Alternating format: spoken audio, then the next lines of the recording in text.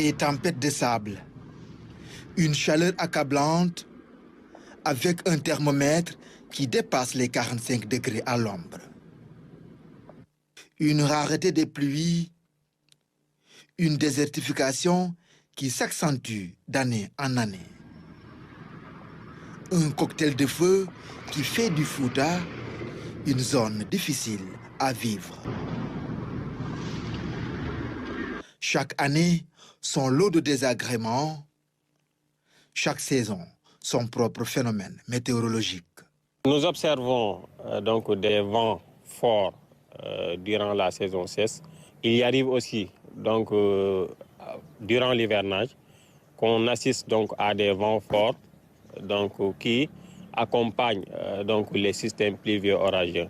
Ces vents-là sont appelés donc des grains. Dans cette partie nord du pays, les saisons de pluie ne sont pas qu'une aubaine. Elles sont parfois accompagnées par des phénomènes climatiques extrêmes. Le dernier en date, c'est la crue du fleuve Sénégal. Elle a fini par envahir plusieurs habitations. Les localités du Dandemayo sont les plus affectées. Sur le plan agricole, les dégâts sont énormes. Ce qui concerne la riziculture, nous avons 913 hectares, 913,5 hectares qui sont inondés.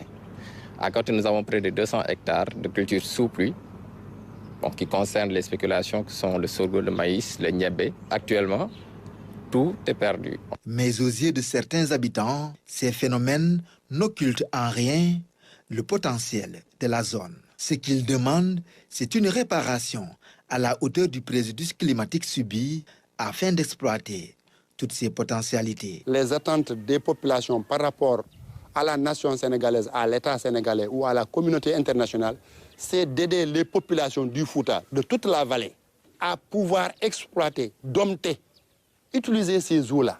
Dès que ça vient, il faut trouver des moyens de les stocker, de travailler avec.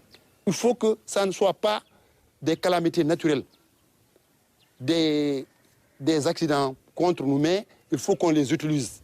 Et là, il faut utiliser cette eau-là à bon escient. L'eau-là, on peut l'amener dans le Djeri là-bas, créer des vallées, faire de l'arboriculture, faire de l'irrigation. Sur le plan énergétique, le potentiel est incalculable, mais pas suffisamment exploité. Regardez, le soleil nous crée des problèmes. Vous êtes à Matam pendant le mois de mai, les canicules. Mais il faut qu'on utilise ce soleil-là pour irriguer les champs. Et les gens payent cher les factures. Donc ce soleil-là, il faut qu'on l'utilise en tant qu'énergie pour nos besoins en cuisine, en clim et en chauffe-eau.